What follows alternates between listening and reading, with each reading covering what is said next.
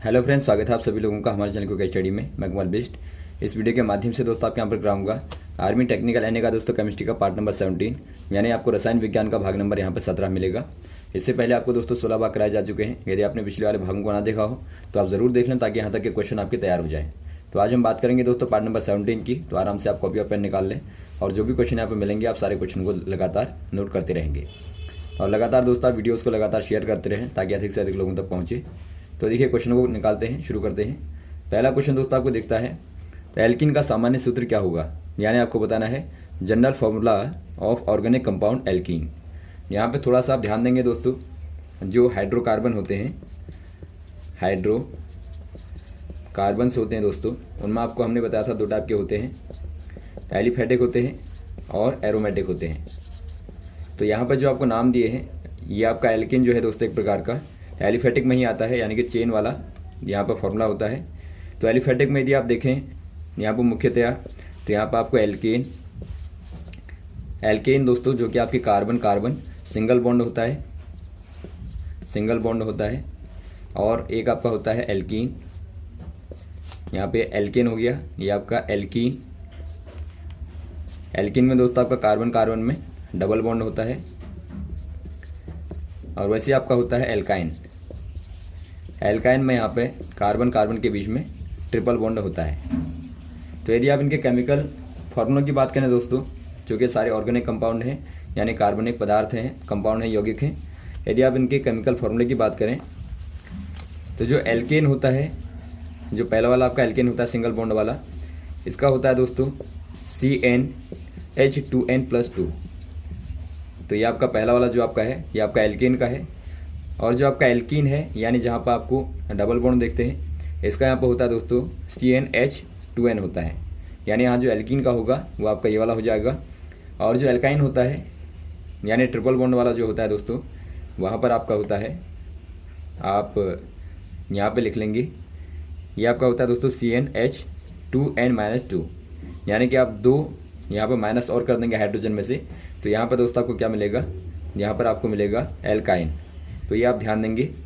और यहाँ पर आपको जो चौथा वाला दिया है दोस्तों, ये आपका एल्कोहल का फॉर्मूला है। यदि आप एल्कोहल की बात करें, एल्कोहल में क्या होता है दोस्तों, OH ग्रुप होता है। यानी आप यदि एल्केन में 2n+2 यहाँ पर होगा, O को ऐड कर दें दोस्तों, तो ये आपका एल्कोहल बनता है। या फिर आप लिख सकते हैं इसी को दूसरे वाले फॉर्म में CnH2n+1OH। यहाँ पर जो OH ग्रुप होता है ये आपका दोस्तों क्या है, एल्कोहल ग्रुप होता है। तो इस प्रकार से आपको नाम याद होने चाहिए। यहाँ पर आपके ईथर हैं या कीटोन हैं, एल्डिहाइड हैं, उनका भी दोस्तों आपको नाम पता होना चाहिए।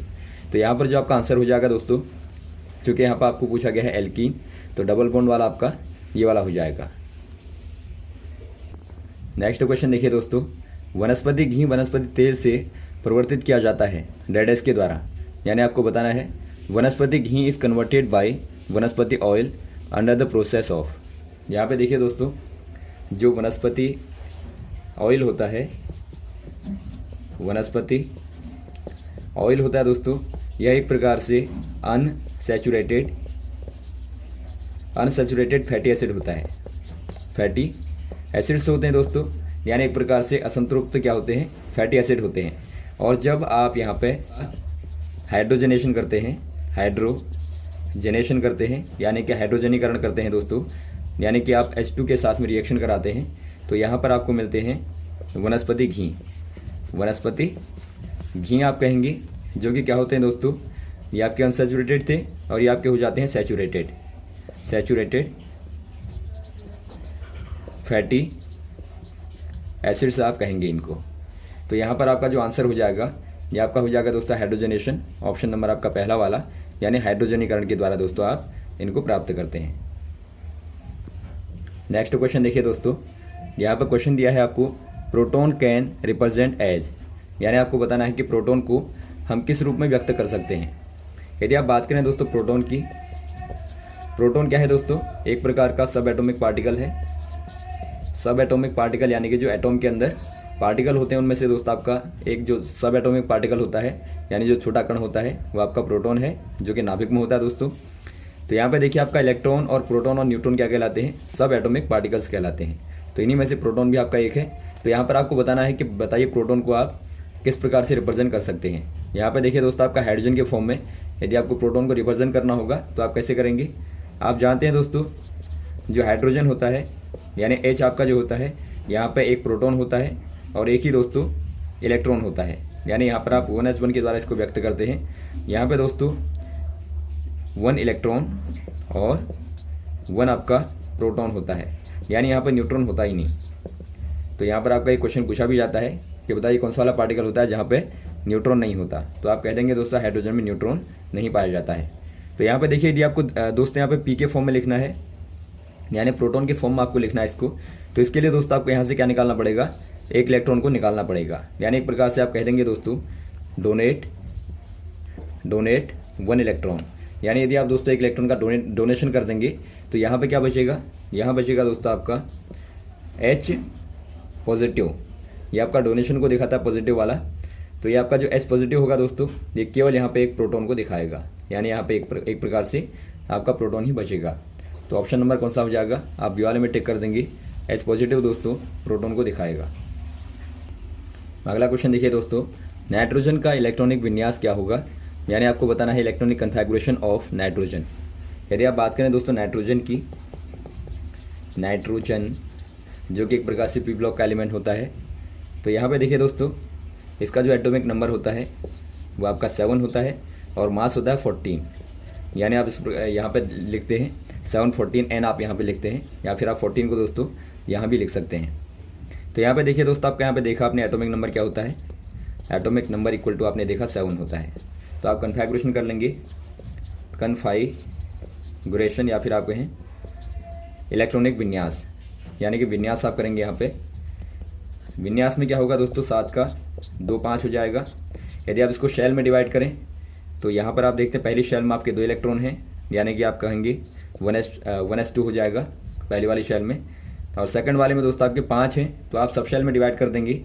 पहली वाली सब शेल आपकी होगी S वाली, यानी 2s2 करेंगे, और बाद वाली सब शेल दोस्तों चूँकि आप देखते हैं S में 2 ही आते हैं, तो यहाँ पर दोनों भर गए, तो यहाँ पर आप P वाले को लाएंगे, तो 2P यहाँ पर आप कर देंगे। कितने बचे थे आपके, 2 आपने यहाँ पर भर दिए, तो 3 बचे दोस्तों, तो यहाँ पर आप कर देंगे 3। अब देखिए यदि आपको प्रॉपर यहाँ पर कन्फिगरेशन करना है तो आप P को भी दोस्तों 3 भाग में डिवाइड करते हैं, यानी P का एक X वाला होगा जहाँ पे केवल 1 भरेगा, और P का दोस्तों एक Y वाला होता है जहाँ पे 1 भरेगा, और P का एक Z वाला होता है जहाँ पे 1 ही भरेगा।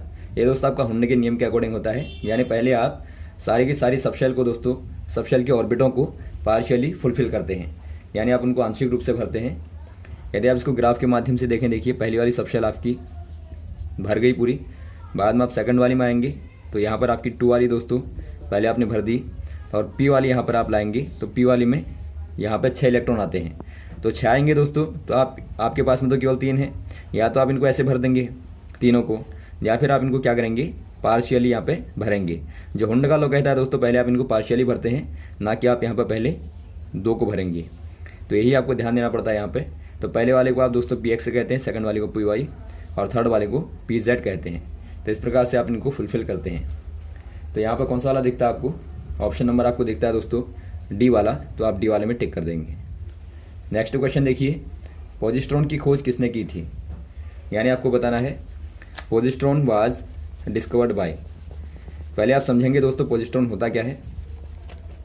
आपको बताया गया यहाँ पर जो सब एटॉमिक पार्टिकल होते हैं, सब एटॉमिक पार्टिकल्स होते हैं, इनमें से दोस्तों आपने देखा इलेक्ट्रॉन, प्रोटॉन और न्यूट्रॉन को।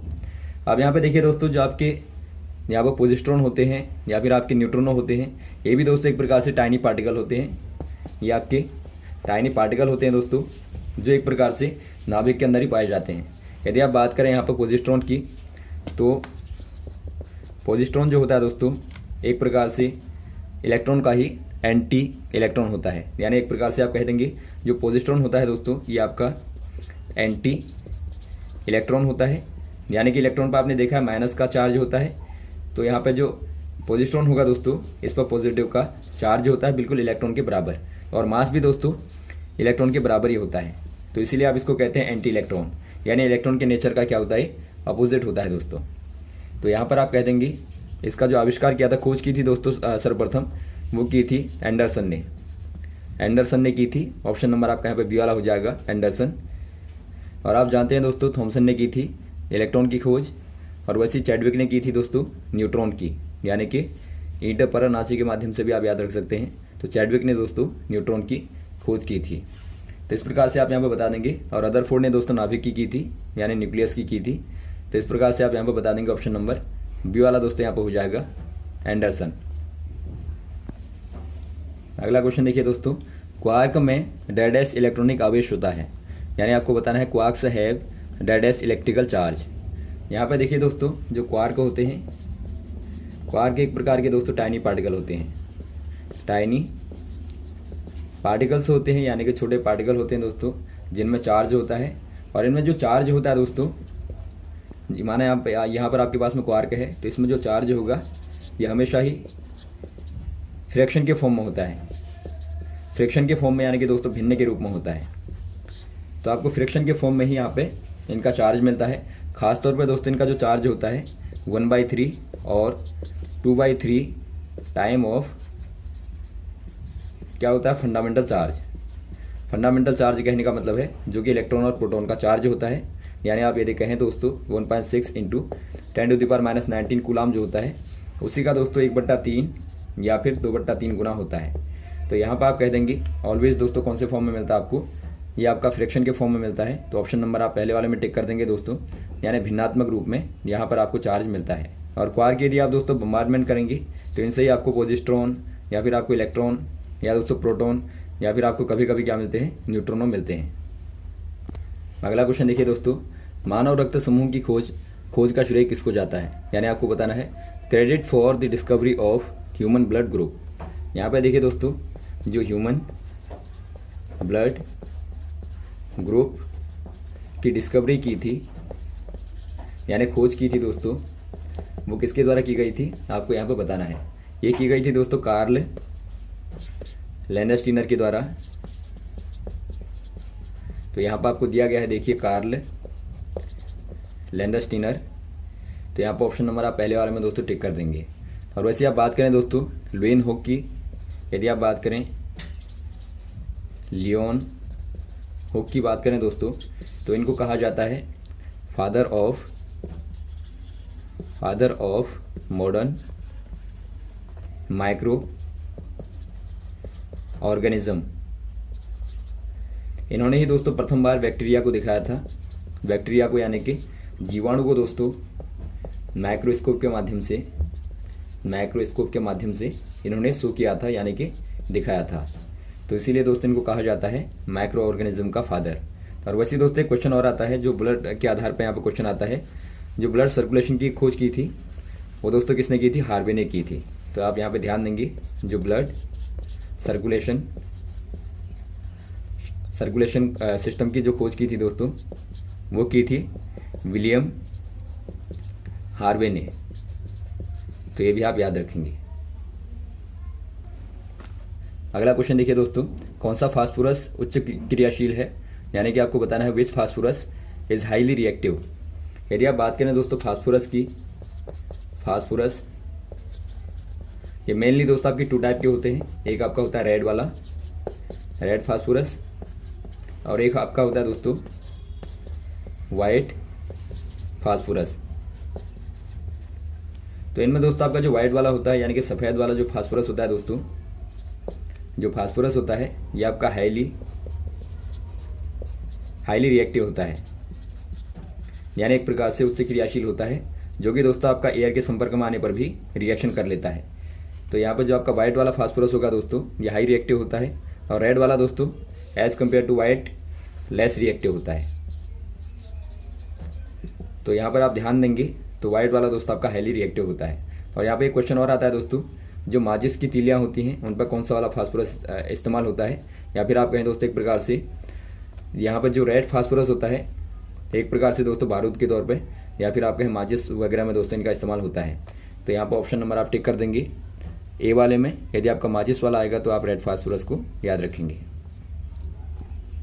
अगला क्वेश्चन देखिए दोस्तों, dash used in purification of water, यानी आपको बताना है जो वाटर का प्यूरिफिकेशन है उसमें दोस्तों कौन सी वाली मेथड इनमें से इस्तेमाल होती है।